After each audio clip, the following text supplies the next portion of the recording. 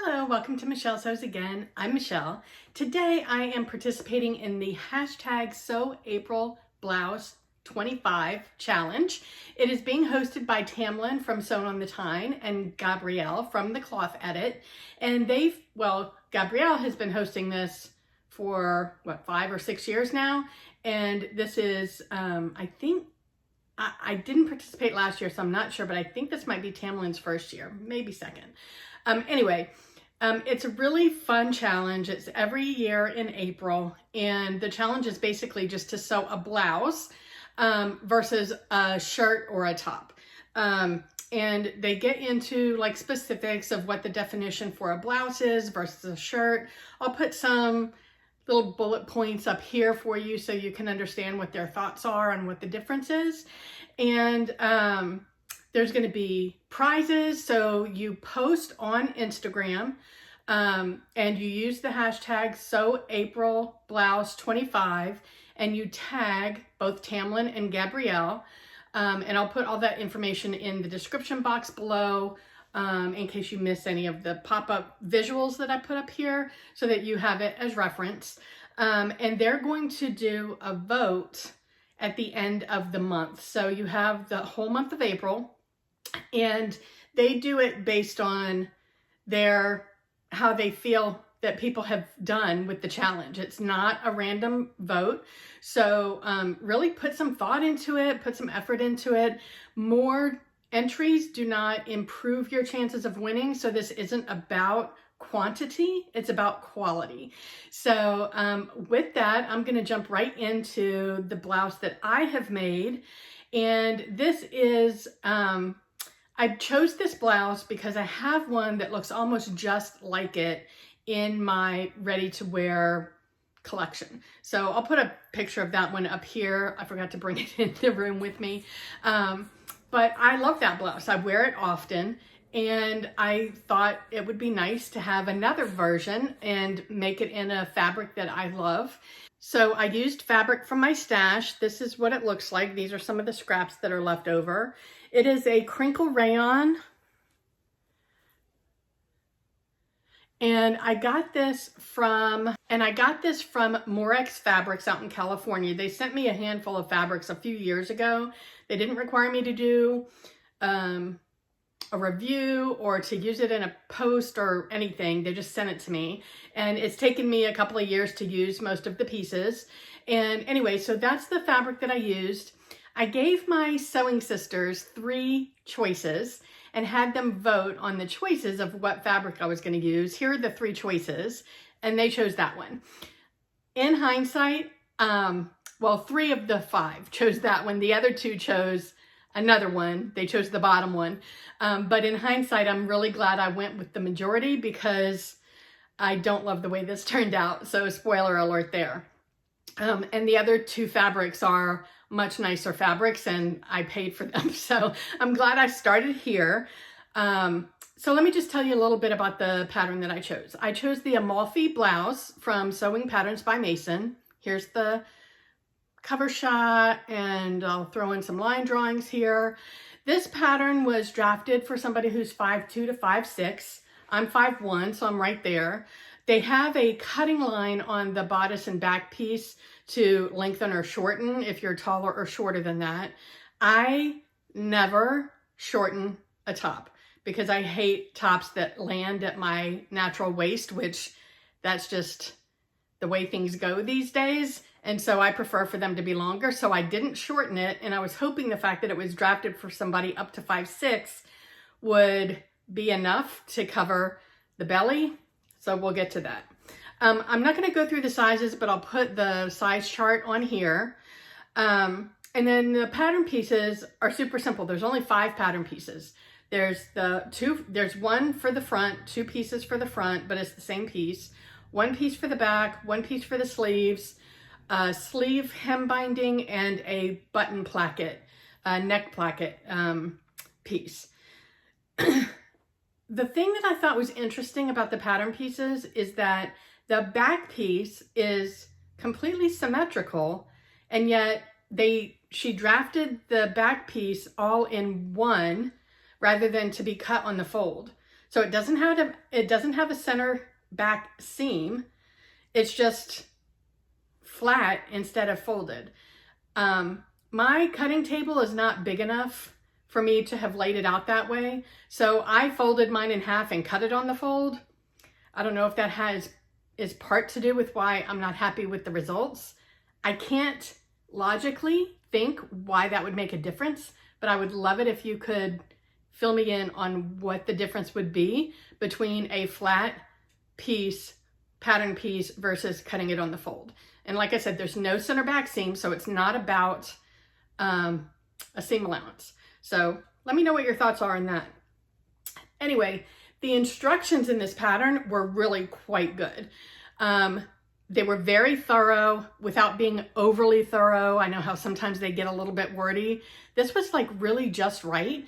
And there were a couple of instances where the words were slightly confusing, but in those instances, there was an illustration that made it very clear. So I had zero trouble with the construction of this garment in terms of complexity. The button placket was actually very time consuming because you just have to be you have to go very slow, use a lot of pins, which I don't usually use. And as long as you do that, you're gonna be fine. The placket, that like center button neck placket, probably took the half of the time that it took to construct the entire garment. And then the only other thing that I did, or the only thing that I did different than the instructions, was for the placket and for the sleeve hem, they wanted you to stitch in the ditch. I hate stitching in the ditch. So I just did a really fine top stitch, really close to the seam where the placket connected to the blouse, and also on the sleeve hem. And I think it looks fine. I don't think it detracts from the final look at all. So where did I go wrong? So if you've been watching me for a little while, you know that I've been MIA for quite some time now. The last time I sewed anything was September. So I am a little rusty and I made a rookie mistake. I chose the size that I made based on the finished garment measurements. Now, that's not always a bad thing, but to do that, you should know the measurements for the pattern. So I'm not sure if I'm saying that right.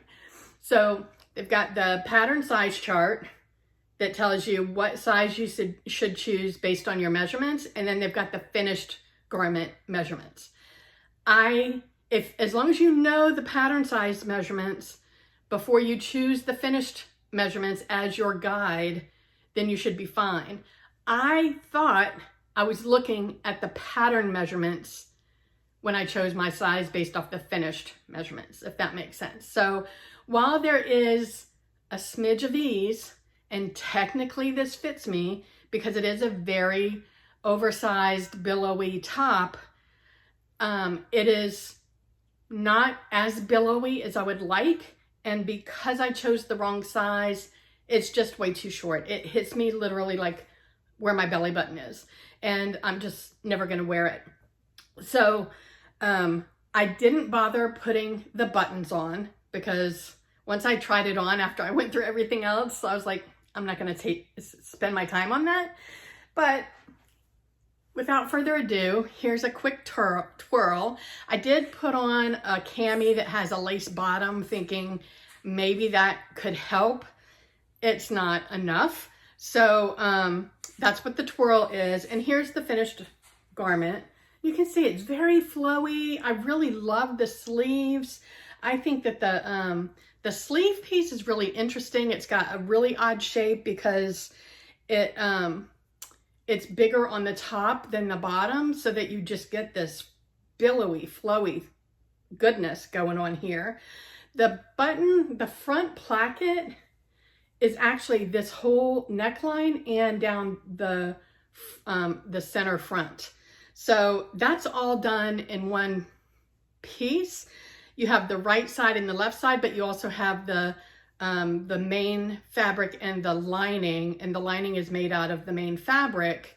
so that you're actually cutting out 4 pieces of that, sewing it together at the center back, and then connecting it. But there's so much gathering at the neckline all the way around that takes quite a bit of time. Like I said, not difficult, just time consuming. I honestly love 99% of this blouse, and I am, like I said, I'm glad that I made it in this fabric since this didn't cost me anything, and it allowed me to see what changes I need to make. The first change I need to make is to pick the right size. The second change I need to make is I'm probably, even when I pick the right size, I'm probably gonna lengthen it. Although I need to think about how to do that, because the back of this actually hits me in a good place. It's just the front. And there was no, I don't know, when she talked about what size she drafted for, there was no mention of cup size. I'm not sure if a top that is this billowy, can you do an FBA? Let me know your thoughts in the comments, please, because theoretically, if I made the FBA, the front would be long enough. So I'd love to hear what your thoughts are on that, because I would like to try this again. I did enjoy the process, other than the fact that this fabric was so thready. It just frayed like crazy. But all of the seams, everything is encased. And then the seams for the side seams and the sleeve are serged. So, you know, it's a nice blouse.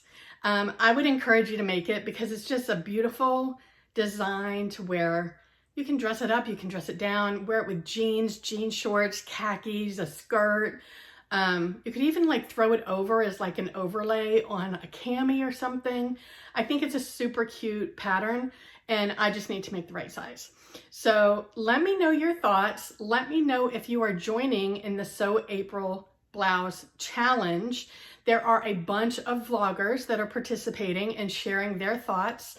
And it started on April 1st. So there have been quite a few people who have blogged about it already this week. And there's going to be more bloggers every week through the end of April. So let me know your thoughts on it, and I will talk to you next time. Bye.